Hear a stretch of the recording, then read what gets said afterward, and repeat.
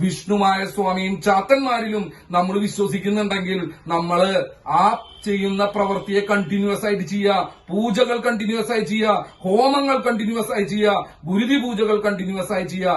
നമുക്ക് അഗെയിൻസ്റ്റ് എന്തെങ്കിലും തരത്തിലുള്ള ശത്രുബാധാദോഷം, പ്രേതബാധാദോഷം എന്നൊക്കെ പറഞ്ഞിട്ട് നമ്മുടെ ജീവിതത്തിൽ ഭയങ്കരമായ മാനസിക ബുദ്ധിമുട്ട് നമ്മൾ അനുഭവിക്കുമ്പോ ഇത് നമ്മൾ നോക്കുന്ന സമയത്ത് നമ്മളോട് പറയണ്ട ഇങ്ങനെ ഒരു ശത്രുബാധ വന്ന് നിൽക്കുന്നുണ്ടെന്ന് പറയുമ്പോ നമ്മുടെ ജീവിതത്തിൽ ആ അനുഭവം ഉണ്ടെങ്കിൽ ആ ശത്രുബാധ നമ്മൾ മാറ്റുന്ന സമയത്ത് നമ്മൾക്കെതിരെ ഇത് ആരാണോ ചെയ്തിട്ടുള്ളത് അവരിലേക്ക് തിരിച്ചു പോകുമെന്നുള്ളതാണ് സങ്കല്പം. അങ്ങനെയെങ്കിൽ നമ്മൾ ആർക്കെതിരെ ഒന്നും ചെയ്യുന്നില്ലല്ലോ, നമ്മൾക്കെതിരെ എന്തിനാണ് മറ്റുള്ളവർ ചെയ്യണേ? നമ്മളെ ജീവിക്കാൻ അനുവദിച്ചുകൂടെ? നമ്മൾ ആരെയും ഉപദ്രവിക്കാൻ ചെല്ലുന്നില്ലല്ലോ, പിന്നെ എന്തിനാ നമ്മൾ ഉപദ്രവിക്കണേ? നമ്മളിവിടെ നിയമപരമായിട്ട് നല്ല രീതിയിൽ എല്ലാവരുടെ മുന്നിലും സന്തോഷത്തോടെ ജീവിക്കാൻ ആഗ്രഹിക്കുന്നതിൽ എന്താ തെറ്റുള്ളത്?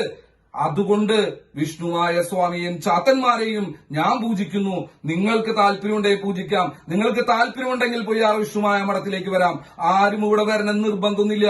ജീവിക്കണം, നേടണം എന്നുള്ള ഒരു മനോഭാവത്തിലാണ് വരുന്നെന്ന് വെച്ചാൽ ധൈര്യമായിട്ട് വരാം. എന്നും കൂടെ പോയി ആ വിഷ്ണുമായ മഠത്തിലെ ചാത്തന്മാരും വിഷ്ണുവായ സ്വാമിയും ഉണ്ടാകുമെന്ന് ഉറപ്പ് നൽകി